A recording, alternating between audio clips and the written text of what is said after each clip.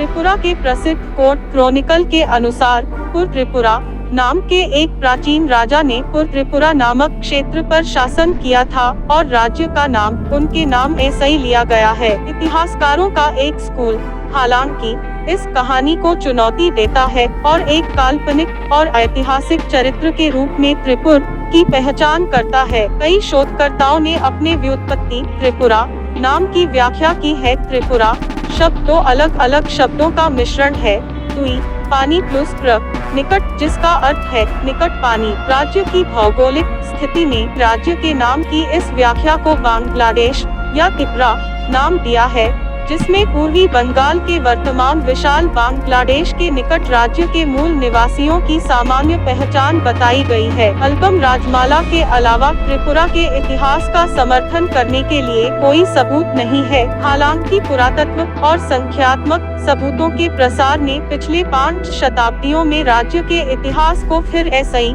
बनाने में मदद की है। त्रिपुरा राज्य का प्रारंभिक इतिहास पौराणिक कथाओं के साथ इतिहास का एक जटिल मिश्रण है। राजमाला के अनुसार त्रिपुरा का शाही घर हिंदू शाही घरानों के प्रतिद्वंद्वियों के नक्शेकदम पर चलता है और उनकी उत्पत्ति का जश्न मनाए जाने वाले चंद्र वंश तक जाता है। इस प्रकार हमारे पास राजमाला का अधिकार है कि महाभारत के राजा ययाति के तीसरे पुत्र पौराणिक राजकुमार रुद्र सुंदरवन के समुद्र द्वीप पर पहुंचने ऐसे ही पहले गंगा के तल पर पूर्व में चले गए था। आखिरकार उन्होंने कपिल मुनि के गर्भगृह में एक सुरक्षित आश्रय पाया और संतों के आशीर्वाद ऐसे ही शक्तिशाली ब्रह्मपुत्र के निम्न मार्ग के किनारे त्रिवेद नामक एक राज्य की स्थापना की। बाद में उन्होंने रुद्या नदी की ऊपरी पहुंच के साथ पूरे असम में अपना राज्य फैला लिया और अपनी राजधानी स्थानांतरित कर दी। हालांकि मिथक या किंवदंती ने त्रिपुरा के चरित्र के आसपास एक बड़े अनुपात का अनुमान लगाया है। यह ध्रुव के प्रत्यक्ष उत्तराधिकारी का 40वां शासक है। त्रिपुरा के लोगों के भयावह व्यवहार और उत्पीड़न के परिणामस्वरूप उनकी प्रजा ने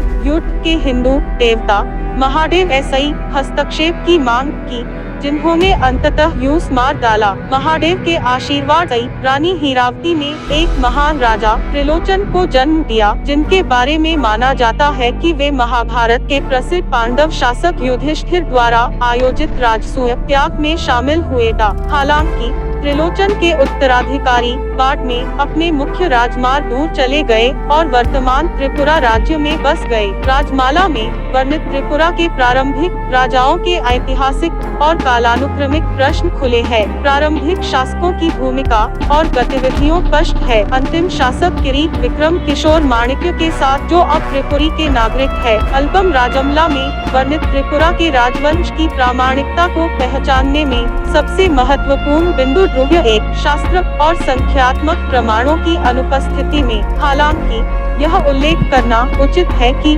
महाभारत में त्रिपुरा नामक राज्य का उल्लेख है, लेकिन महाकाव्य वर्णन के अनुसार यह स्थान कैत्रीय सेल के मध्य क्षेत्र में कोशलार के पास एक देश का उल्लेख करता है। प्रांत के अलावा प्रसिद्ध चीनी यात्री और तीर्थयात्री युआंग च्वांग या ह्वेनसांग, जो तत्कालीन कामरूप साम्राज्य आधुनिक असम में आए था, उन्होंने तत्कालीन असम के साथ सभी समकालीन राज्यों का उल्लेख सी 6442-43 में किया था, लेकिन उनके यात्रा कार्यक्रम का कोई उल्लेख नहीं है। त्रिपुरा के उनके उत्तराधिकारी द्वारा छोड़ दिया गया। यह त्रिपुरा के प्रारंभिक इतिहास की सत्यता पर एक गहरी छाया डालती है, जो आधुनिक विद्वानों द्वारा जुड़ी हुई है।